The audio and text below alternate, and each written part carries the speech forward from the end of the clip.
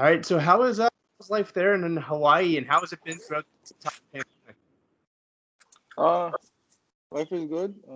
I just been hanging out, doing my own thing right now since our season got canceled and with this whole pandemic thing, and um, just been helping my cousin, really helping him get ready, and yeah, that's pretty much it. Just been chilling. First things first, congrats on the twins. I know that's probably got you occupied. What's it like being at home with a full house? Yeah, that's good. I came from a big family, so that's nothing new to me. It's just I got my kids on my own, and I'm happy and I love it, and I'm just blessed that God gave me the opportunity to fight and stay home and be with my family. So with everything going on, like you mentioned, the season being canceled, what's it kind of like? I'm sure you want to get back in there. I'm sure you want to fight. So how does it feel just having to be kind of like forced to sit on the sidelines and not stay active? Um, it's really frustrating as of now because since my cousin fought, it's like, man, I want to fight, and just being there and in the atmosphere again, it's just like, dude, I need to get a fight already, and we gotta get past this thing already. But all in all, it's a good time to take off. I fought 2 years. I fought 10 fights in 2 years, so it was the most I ever fought, and being that active, and it was good to rest on some minor injuries and just heal my body and just be with my family. And wow, and I'm really not struggling, so it's not a big deal if I don't fight too. So yeah, it's been all right, but I gotta get back in there soon. Does part of you wish they had even like maybe not a tournament format, but maybe just some events, just a couple of fights, just to kind of like keep fighters busy because, you got to stay active. And I'm sure, a year off for some fighters is nice, but for people who like to fight and who have grown up fighting their entire lives, I'm sure they'd like to just stay active and just make sure that they don't develop some ring rust. Yeah, I wish we had it, but with our season and our league format, they want to keep it true to that. But we couldn't predict this pandemic that happened. So I'm hoping they have a one-off fights, like just probably one at the end of the year or soon. You know what I mean? So because there's a couple guys that I would like to get my hands on in the PFL, especially the new guy on the block, Lauren McDonald, talking all his smack like he can do something. But um, it's a good opportunity for him because he's coming off of two losses in Bellator. So I don't know what the big hype is on him, and yeah, I just want to get a crack at him soon. I love that fight. I mean, he's very, very exciting. He had a couple of very, very big fights, both in the UFC and Bellator, and I think that would be great.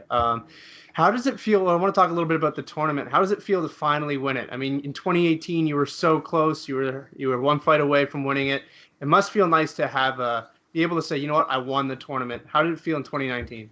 Picking that up. Um, it felt good. It felt like I got a small accomplishment, but I'm looking to reign and to keep winning titles. It was just one step that I had to get over. That one mishap that I had in the first season. That was my first time fighting in a big organization like that, let alone fighting in a tournament style like this. So I was kind of a little overconfident because how I finished all my opponents in the first four fights. Going into the finals, I was a little too confident, but um, I grew from that season, and just had to keep my head focused and focus on the task, and yeah. Well, obviously in the playoffs, Magomed couldn't continue, so that's the guy I really wanted. He couldn't continue, so that was a big win for me. He didn't want to fight. It goes to show you that only the strong survive in a tournament style like this, and not many fighters are built to fight twice in a night, and it's something you just have to do. And yeah, it's I love it. It plays right into my skill set, and I'm happy. One thing I want to talk about is that fighting two times in one night. I mean, you don't see it in UFC, you don't see it in Bellator. It's something that's strictly PFL. How do you go back? Knowing you just got into a fight, you're tired, you're hurt, you're beat up. knowing you still got to go back out there. As someone who's done it, I think twice now, right? You did it in 2018 and 2019. What's it like, going back there, and how do you stay like motivated and concentrated and focused for the second fight? It's to me, it's just like wrestling. Wrestling, you got to wrestle like 4 times in a. Sometimes if you lose, you got to go backside. You have to wrestle 4 times to even get podium. So I'm used to it. It's nothing new to me. I just treat it just like wrestling, and it's just fighting. But it was a good experience. I liked it. You just gotta keep your mind focused. You cannot game plan on any other guy because you don't know who's gonna win and you don't know what's gonna happen. Anything can happen. Especially like with Magomed, that happened just in the last season.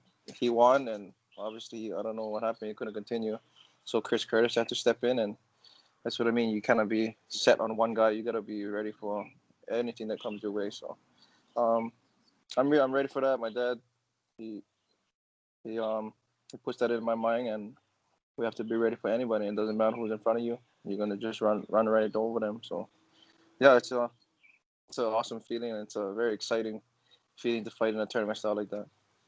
One thing I want to touch on is to start off 2019, you had to fight someone you're very, very familiar with. What was it like having to compete against a cousin? I mean, I'm sure that's, as someone who's close to my family, I'm sure that's wasn't an easy decision saying, yeah, I'm going to fight him. So kind of talk what it was like, both accepting the fight and B, like going out there and knowing you're going to have to punch and hurt a family member. Yeah, it was tough because we were training partners before. He's older than me, so as I was getting into fighting, he was already kind of fighting a lot in Hawaii, and we trained together. So it was kind of hard. But me and him have beef down here for a while, just because he left. We was training all together, and then he left our team to go with these other guys, and he started mounting off a little bit. And yeah, it's just you just gotta put that aside if your family that wants to try to challenge you and go in your own way, because he's a bigger guy. He could have went to 185. You know what I mean? But he chose to go to 70. He knew that I was there. So in that case, you just gotta put that family stuff aside, and if they want to challenge you, you have to do whatever it takes for your family in general. It doesn't matter. So yeah, it was hard, but I had to get it done, and yeah. I want to touch on another cousin of yours who looked very, very, very impressive last weekend in Kai Kamaka. I interviewed him a little while ago before he even fought in LFA, and I was like, I could tell his mentality was on another level. And man, describe what it was like watching him and being there to see him pick up that UFC win. It was so awesome. He's a workhorse. He's been training and going through all kind different different things that's been happening with him. His 2 injuries he had with his shoulder. Um, he fought like once a year. Like, he fought in Bellator once, and then he hurt his shoulder, and he had to fight again. He hurt his shoulder again. So it was just a multiple of adversity that was coming his way, and to see him climb over that and just go out there, and especially in the LFA, go out there, beat this undefeated guy. And in the way he did it, he stood right in front of him. And if you watch his previous fights, he never fought like that because he was cutting weight so much. 235, his body was like breaking down, and he really couldn't perform like how he could. And seeing him perform how what he's capable of doing, it was just awesome. And I was so happy for him. And he worked so hard. That's why every day he's like we train together, so he's like the first guy when we're running our miles. He's the first one that finishes. Like he's so motivated and dedicated and disciplined to his eating habits. Everything about him. He's so headstrong, and I was just super happy for him. And yeah, it was a awesome experience to see him finally get his dream, and I'm just really happy for him. What was it like cornering in an empty arena? I mean, I've heard fighters talk about it. They're like, hey, man, it's weird. Some people don't even notice. But as someone who's in the corner, what was it like? Um, you know, in Hawaii, our shows is not that packed either. So it was kind of like just fighting back at home and um, just in front of the biggest stage in the world, and it really didn't bother us because that kind of stuff does. He wrestled NAIA, so he's used to being in front of big crowds in wrestling, like especially in the Midwest, like that you don't get any bigger crowds than that. Like he'd been out there, and that really didn't affect him. But for me, it was just like another sparring session. It's in our garage. So that's what I was explaining to him. Like, it's just another sparring session. That's all. It's just another practice. And because it really felt like it was, because there was no fans. There was just a few people, and yeah, it really didn't affect us, and yeah, we was ready. I want to touch a little bit about Hawaii MMA in general. I mean, it all started with BJ Penn and then Brad Tavares, you, Ty Guerter, now Kai Kamaka. It really has started to grow. And I think the one thing that's kind of stayed consistent is the fighting style. You know, anytime someone from Hawaii goes to fight, you know what to expect. It's just someone who's going to come out there and swing and be tough and has chins of steel. So where does that come from? How does that fighting mentality come out of such a small area? Um, I have no idea when that. It's just something that's in our blood, I guess, and we was just me and him was born into it, watching our fathers fight, and you know, from the Super Bowl days. I don't know if you ever heard of Super Bowl. Yep. Back then the arenas was more packed than the UFC now. At our Blaze on, it's only a little Blaze though. It's only I think it only holds like 8,000 people, but it felt like it was like 50,000 people. So um, yeah, it's just I don't know. We watched our fathers do it, my uncle, and my dad, and it's just that's how we were raised. Just like at school and we're fighting on the streets. You fight. We have to fight. You gotta fight. If you to um to protect yourself, you gotta know how to fight. So it was just bred into us from a young age. I do want to touch a little bit on that. I mean, your dad is a legend in Hawaii MMA. What's it like kind of following in his footsteps and even kind of taking it to the next level? I'm sure that winning that tournament means whole lot to you, but maybe even more so to him. So what's it like to kind of follow his footsteps? What does it mean to you as a son?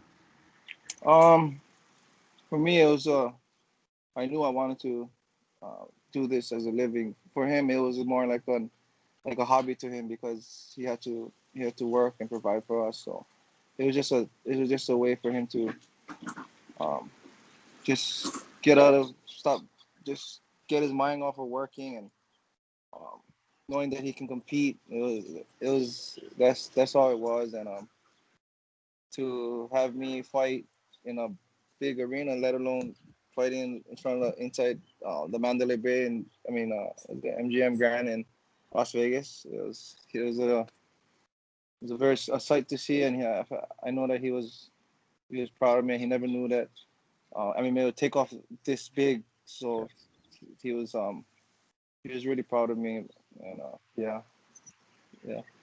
Do you see your kids maybe one day fulfilling and like following your footsteps and maybe going down that route? And is that something that you've considered?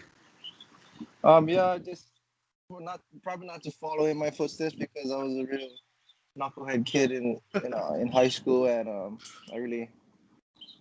I could have wrestled in college, and I think if I wrestled in college, I would have had more.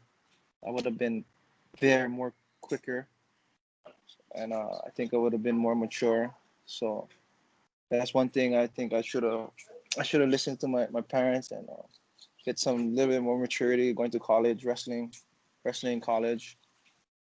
So maybe my sons, and if my daughters want to do it, but I'm gonna let them choose right now. They're gonna focus on just wrestling and um, being the best in the state, and then we'll see. I'll cross that bridge when I get there. Well, so you've still got some time. You still have Yeah, some yeah. time to think about that stuff. I'll ask you a couple more questions, and then I'll let you get going. Um, So I want to ask a question about another Hawaii legend who just lost 2 times in a row, Max Holloway. Both of them were very, very, very close. As I'm sure a friend and someone who lives right there with him, what's your advice to him? Should he take a step back, or do you say like maybe just go for a big fight, just go for another big fight, or do you think the smart thing to do is to take a step back? I'm not too sure because with the success he had, it's just like it comes down to like why am I doing this? Because these judges is like I really thought he won his last fight, and I was bummed out, and I think he should take a step back and think about it because you can't keep letting this go to the judges because it's not gonna play out for you. And I think he's still one of the top guys in the world at that weight, and uh, I think he should move up in weight actually because I think he's cutting a little too much. He's a big guy. He's not a small guy. So yeah, I don't know. I just wish the best for him, and I hope he keeps just being focused and staying strong.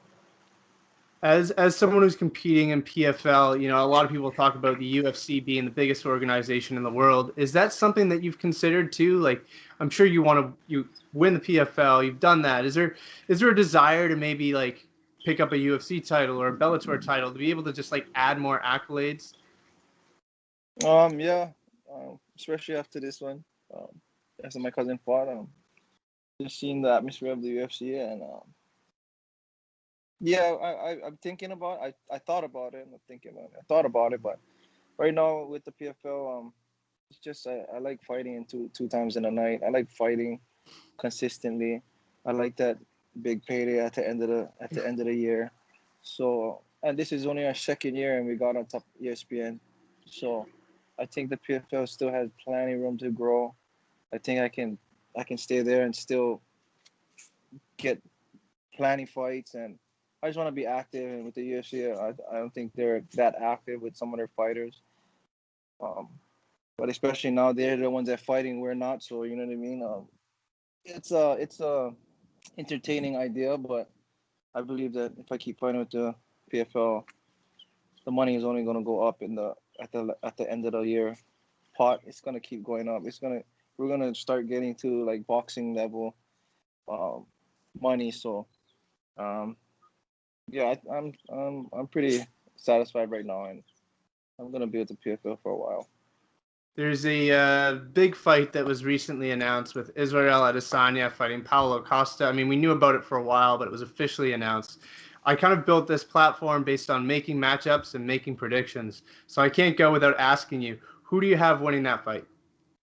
Um, I like Costa. I like just like the way he fights and the way he brings the pressure, and I think he's gonna smash right through Israel. But Israel's an awesome fighter too. He's a good stand-up guy, but I think Costa is just too explosive, and he has the ground game too. If he wants to take him down, I don't think Israel has that that high level of a ground game. His stand-up is very high level, so it's gonna be a awesome fight. But I'm picking Costa for that one. All right, man. Thank you so much for the time. I've been a fan of yours ever since you starched Jake Shields twice. I didn't want to talk about it because I'm sure you get asked that question 24/7. But man, I've been a fan of yours for a long time, so I appreciate you taking the time. Thank you, man. Thank you. Aloha. Thank you for taking this time for the interview. All right, man. All the best in 2021. All right. Aloha. Thank you.